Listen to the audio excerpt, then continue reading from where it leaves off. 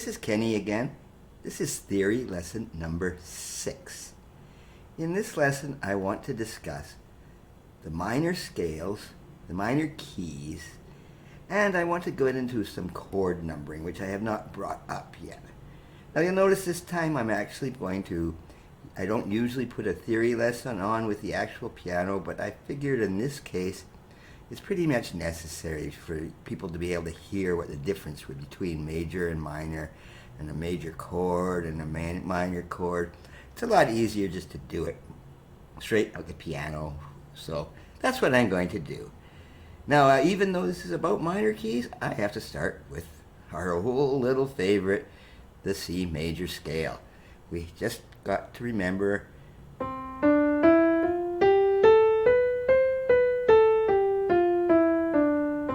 okay, remember that thing? Alright, here it is right here, the C major scale. Alright, just all white notes, there's nothing in the key signature. Alright, and why I want to mention this for a couple reasons. First of all, I want to bring up these chords. Alright, you'll notice here, I put these three chords here actually. It's this chord, C, the F, the G chord. Now you're completely familiar with those, but I didn't give you any chord numberings, and there's 2 ways to go about this. Many more than 2 actually, but I'm just using 2. Alright, but the top one here, if you'll notice here, I've got capital C here, capital F here, capital G here, capital C here. Okay, that just means this is a C major chord. The capitals just mean major. C, F, and G. Alright, but the other way of doing this, alright, is on the bottom here. I've got Roman numerals here. That's a 1, a 4, and a 5 in Roman numerals. And they mean the same thing. They're all capital Roman numerals. That means they're major. However, the difference in this case is these numbers are the degree of the scale. So in C major, C is the first note of the scale, F is the 4th note of the scale, and G is the 5th note of the scale. Alright, now that's the same thing. The only advantage to doing it this way, compared to using the letter numbers, is if you wanted to change keys. For example, if I change the key of this to G major, alright, this is actually a G major chord, a C major chord, and a D major chord, but the 1, 4, 5 relationship stays there. 1, 4, 5. Alright, but we'll stick with C. And the reason I want to bring this in, because it's going to come into play with the minor scale, which I'm going to move on to right now.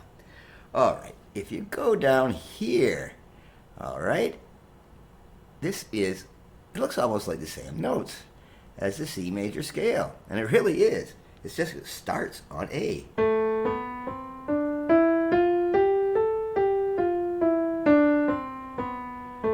And this is the key thing to realize here, is that every major scale has a relative minor. It's like every brother has a sister, or whatever, uncle has an aunt. Alright? And they always go down. They're only separated by what's called a minor third. So if you start at the C and go down 3 semitones, you'll always find its relative minor. Say I was in the key of F, you would go 3 semitones down to find its relative minor. And the relative just means it's got the same key signature. Alright? And as you can see here, well, here it is. It's just the same key signature. No sharps, no flats. Alright, and it's played exactly the same way.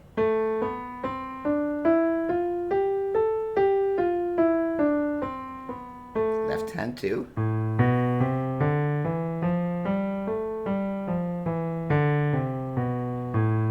And before we move on any further though, I want to, don't get scared here, but there's actually 3 types of minor scales. Actually more than that, but we're only going to deal with 2 or 3 right now. And this one's called the natural minor.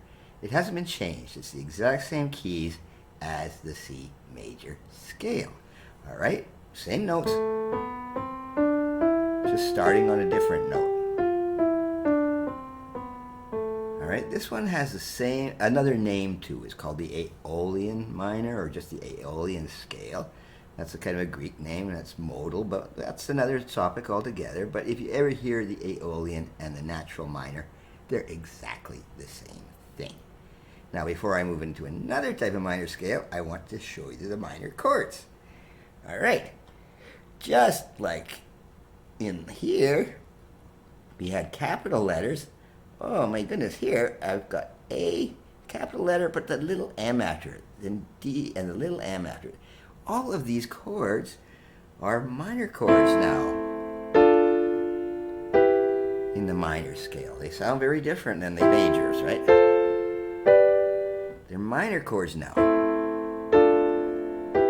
So all these little M's, those tiny little M's, they just mean minor. All right, here we didn't mention it. It's just assumed capital letter, it's just major. But when you come down here, same thing. The Roman numerals, but now the Roman numerals are small case, all right? And again, that's telling you the first chord is based on the first note of the scale, the fourth chord based on the fourth note of the scale, and the fifth chord, the fifth note of the scale. And all of those are minor. Within the natural minor chord, the first, the fourth, and the fifth are minor chords. And they sound really nice. In lesson number 7, I will be writing a piece in the minor key to exemplify this even more. But this is a theory lesson. So in theory, guess what? We're moving on. Let me try to move this up here. Okay, let's see if I can do this without it getting too confused. All right, there we are. Okay, we're back to here. Here's our natural minor. But on this line, I have changed something. Look at this. I have put a G sharp in there. This is now known as the harmonic minor, and it sounds like this.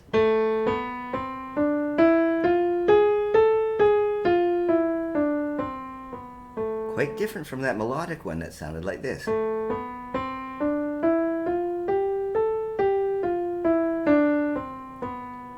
And the reason for this is the composers used to think, okay, the melodic minor, the natural minor, doesn't have the same, what they would call pull or tension.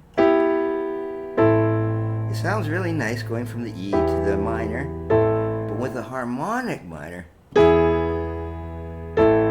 a little more dramatic compared to the melodic minor. All right, they are both just as good scales, but in this case, you have this G sharp, which wants to go to that A. It really wants to go to that A, a little more than the G wanted to.